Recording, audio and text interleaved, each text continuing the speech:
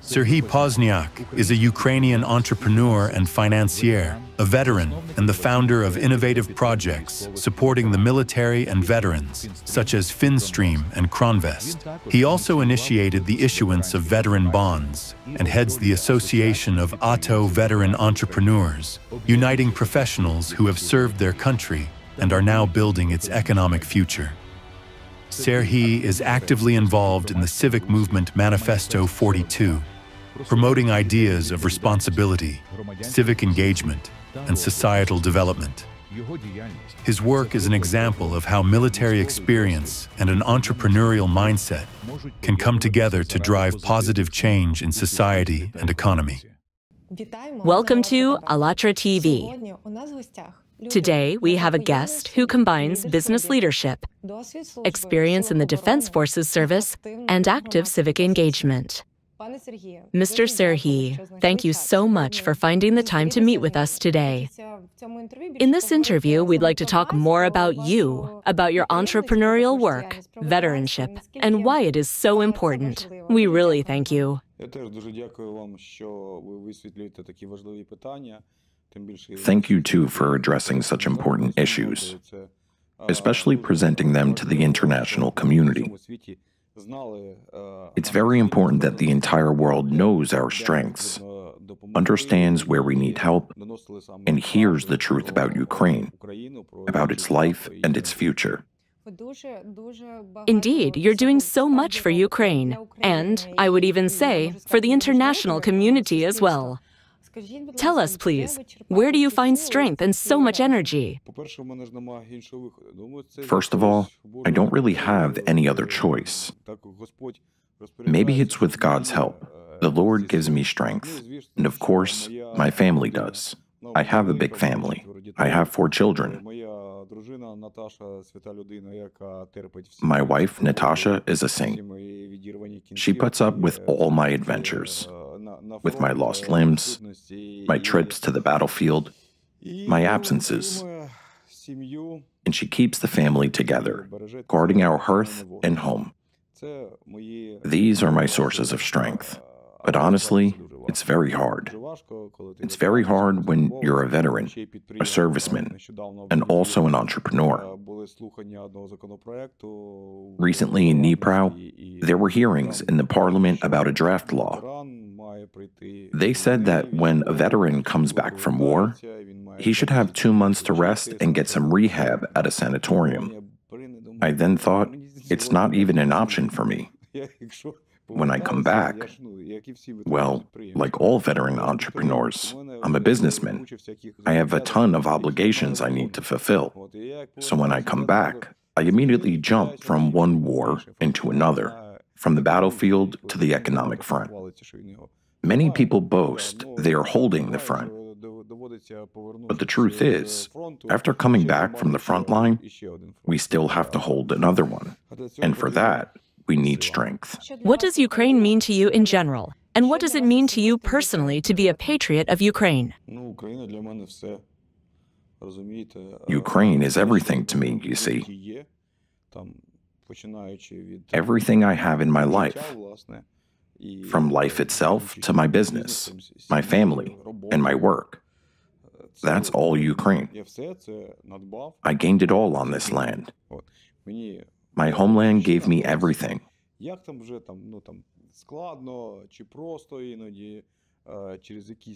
No matter how difficult or easy the path might have been, everything I have didn't come from outside.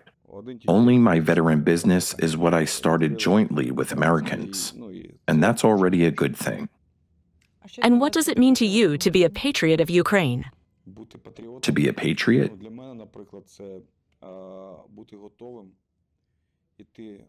For me, for example, it means being ready to give your life for your homeland, for preservation of freedom on your land, for your family. Patriotism isn't immediately something huge. It begins with small things. First, you love your Ukrainian mother. Then you love your Ukrainian brothers and sisters. Then your family. Then your city, your school, and then you come to love your homeland. And for all of that, For all of the values your native land holds, you're willing to stand. If necessary, you must be ready to even give your life. I'd like to express our deep gratitude for the fact that you defend Ukraine and do so much for it. This is extremely important. And it's very important not to give up. You're actually an example of a person who truly inspires.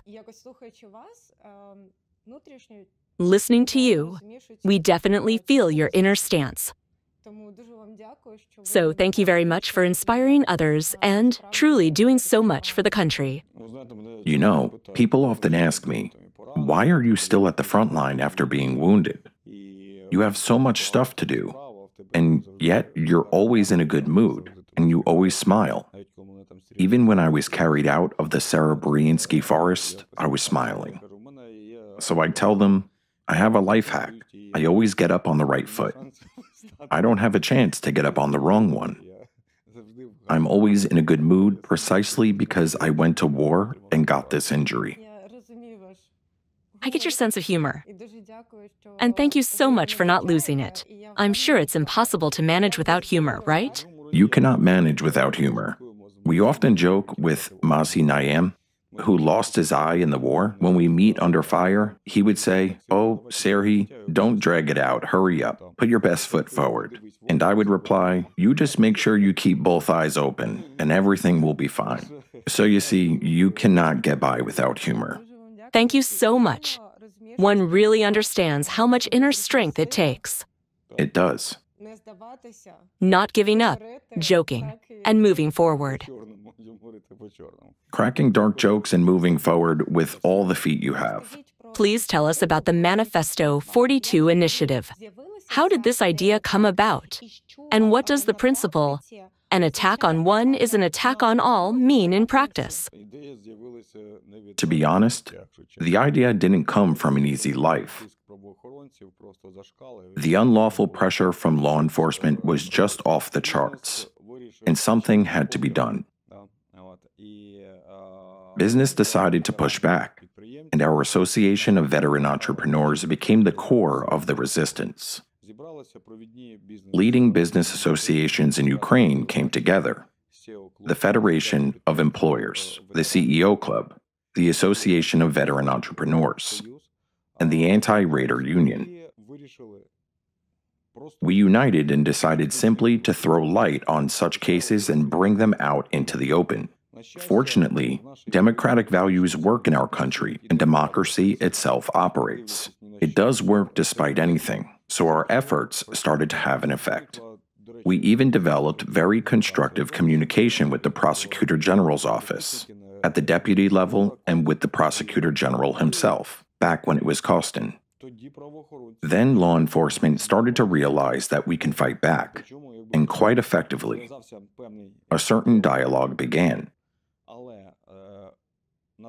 But at that time, those were almost the very first steps of the business community standing up from a position of strength against unlawful actions by law enforcement.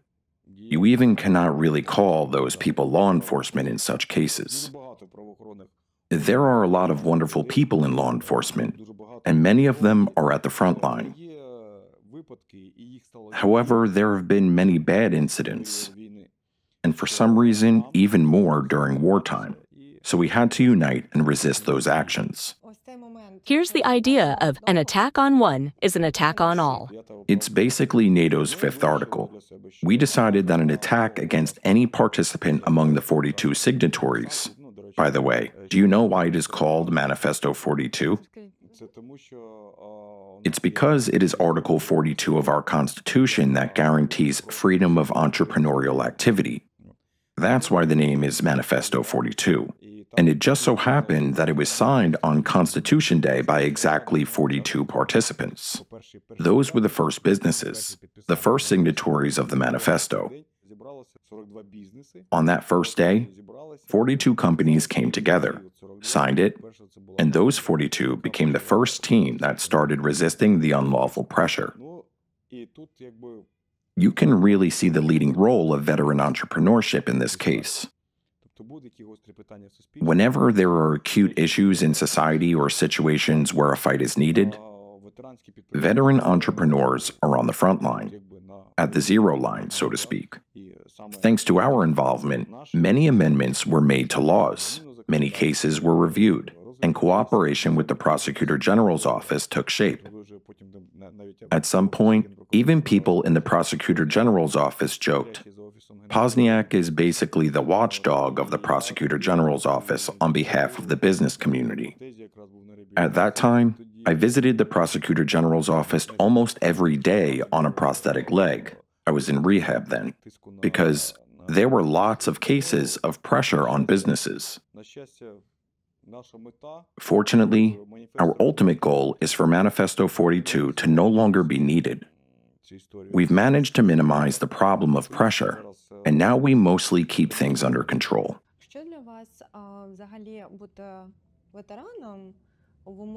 What does it mean for you to be a veteran and keep serving during the current full-scale war?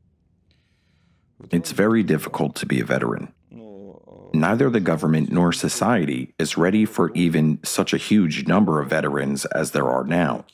Now we already have about 1,600,000 registered participants in military operations in the register. This number includes those who started during the anti-terrorist operation. It doesn't include those who are yet to return.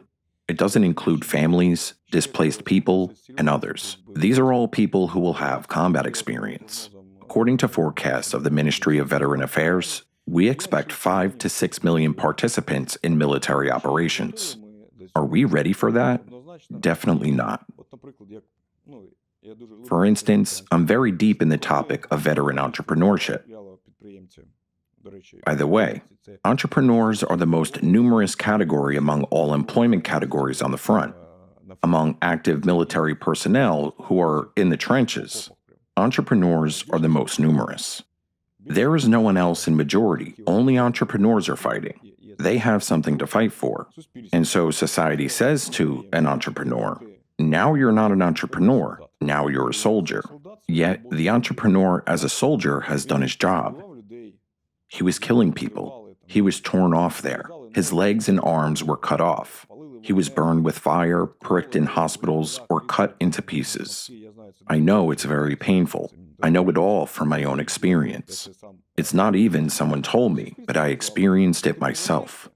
Society earlier said, if you come back, we'll make you an entrepreneur again. A soldier who used to be an entrepreneur has done his work for society, but society says, no, it's not really like that. When you come back, we'll give preference to civilian companies. If you want to take a loan, we won't give it to you. If you expect some kind of support, you won't get it because you're a veteran. Because you, an entrepreneur, are back here, but we don't see you as someone who can run your business like before. So we won't give you any support. We'll support civilian companies, while you will turn into social garbage. That's the kind of attitude society has. Maybe it's such a way to go. But it's very dangerous because no one has returned from the service yet. But there are certain contradictions already. There is already tension and differentiation even at the business level. There is a concept of civilian business and military business. That's why we are working on this. It's bad when there's this kind of boundary. We're working to ensure that this boundary is eliminated and that society finally gets involved and realizes that the term reintegration of veterans into society no longer has effect because we'll have such a huge number of military personnel, people with combat experience, that, on the contrary, society should be reintegrated into veterans. It is society that needs to be prepared for a large number of people with combat experience, and it is society that must return. The least they can do is get veterans back to where they were taken from. You took a man and said, go fight. When you come back, everything will be great. You'll be an entrepreneur again. He must be economically independent and attractive. After all, we have another story with their spouse abroad that may also return. But who will they return to? to a man who doesn't stand a chance? So we have no chance? Then what are we fighting for? We will either flee or fight for our rights, but inside the country. And who needs it? That's for sure. What would you like to tell veterans, entrepreneurs in general, and everyone who wants to support Ukraine, especially now both economic recovery and strengthening of public institutions of democracy are very important? What would be your recommendations? I recommend that veterans unite and find common ground. Regardless of whether they are left, right, green, orange, red, or some other kind. Veterans should unite. They have a very clear friend or foe indicator. They were at war. They fought. That's the first thing. And secondly, posers should be removed. We have so many people who, I don't know where they fought and where they were. They keep putting patches and military uniforms on themselves. They say, brothers, I'm a veteran. And they are earning political credits, monetizing themselves somehow. When I was burning in armored cars at Pokrovsk, I saw they already took up positions, cut quotas for themselves, and were actively rising up the hierarchical ladder, while we were burning at the front line. Should these people be included? I mean, we must unite and remove such posing veterans, so to say. We must figure out who is who's a real fighter and who's not, and identify the true ones. What would you tell civilians? I would tell civilians that they should support veteran entrepreneurship. We have a cool project called Veteran Bonds. I would say that veterans be treated in the same way as civilians. A veteran isn't a mournful figure, but a heroic one. He shouldn't be pitied, but should be supported. If you support a veteran, understand them, and somehow delve into a context of veteran life and veteran entrepreneurship in particular, you'll come to know how to cooperate fruitfully with them. In fact, veterans have unsurpassed skills. They've gone through such ordeals that they can work overtime easily. They don't claim any days off. They can work overtime or do anything else because there are business tasks. It's like a combat mission. There are the advantages veterans can offer. We must use them, and we must give them preferences. For example, there are two companies, my company, a veteran company, and another company from a financial segment, a civilian one, and these two companies are considered for funding. In one respected financial institution, its head told me, looking straight into my eyes, "Serhii, you know, we won't be able to explain to our foreign management that we didn't take into account that you're a veteran, a military man, that everything is fine with you, and you'll be able to carry out financial and economic activities properly. Therefore, we will fund civilian companies." So, now my competitor gets $3 million in funding, and I don't get anything. How can I really compete with him? I come back from war, and they tell me, "Friend, you'll get nothing because he's better." As for the fact that you fought there for your competitor, it doesn't matter. Yet, I have my own military advantages. He has a civilian advantage. And what is my advantage? I have 131 confirmed successful sniper shots. So what advantages should I use? Many people actually think this way. So what will be the outcome? This issue needs to be promptly resolved. And we need to understand what to do about it all. In fact, quite a lot has already been messed up. When you come to a bank officers say, "There is money, but we won't give it to you." Why? Because you're a veteran. Objectively, your business has a stable financial model, a sustainable business model, and prospects, but you don't meet the requirements. That's it. Goodbye. But when my civilian competitor comes in, he easily gets a loan.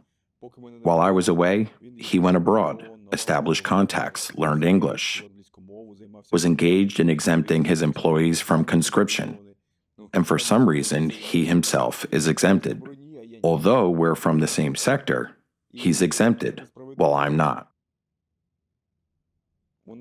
And this injustice already raises questions. I already have questions. My brothers already have questions, and I can assure you that we'll be solving them. All the countries that fought, all successful countries, have business elite and political elite. And it all grew out of the veteran community. Let's just look at the experience of the United States. Both Bushes fought. One of them even served the National Guard. He's my brother in arms. Churchill was a military man.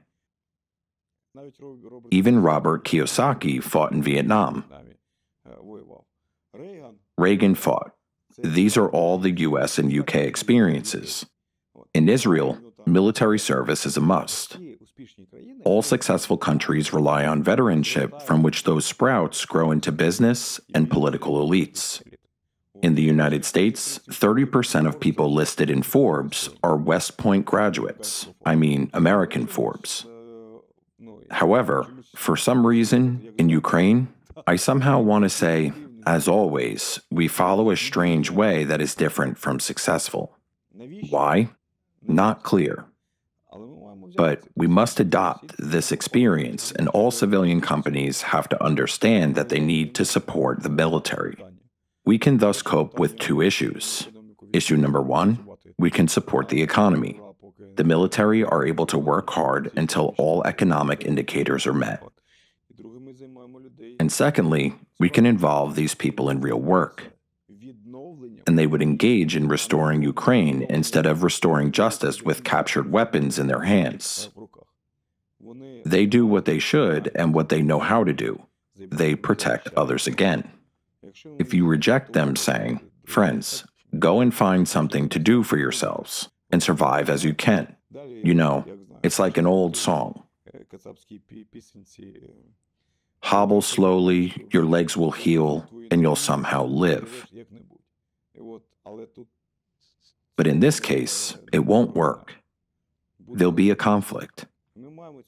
We must prevent this conflict.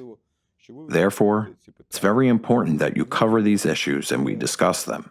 I hope this will lead to some kind of public discussion, and in such a dialogue, solutions will be found. I strongly hope so. Serhii, if you imagine that your children will live in the Ukraine of your dreams 20 years from now, what kind of Ukraine will it be? Honest Ukraine, with a very strong army that we'll need, given such a neighbor. And you know, it's a Ukraine for Ukrainians, where there is no corruption, where development is welcome and ideas are welcome, like in the States, where people's initiatives, the initiatives of my children, are supported, and they are given a chance to try, no matter what they come up with, to implement their Ukrainian dream. It's a country of implemented Ukrainian dreams of our children. I fully support you. And this vision resonates very, very much with me. Let's hope so. And I believe everything depends on us. And certainly on the international community. And in general, on our unity. We're very happy to meet and talk with you, to learn more about what you care for, what you live by, and more about veterans. Even if we have some questions, it's very good to raise, discuss, and solve them, as you said. Let Ukraine be very strong. And may our democratic and civic institutions continue operating.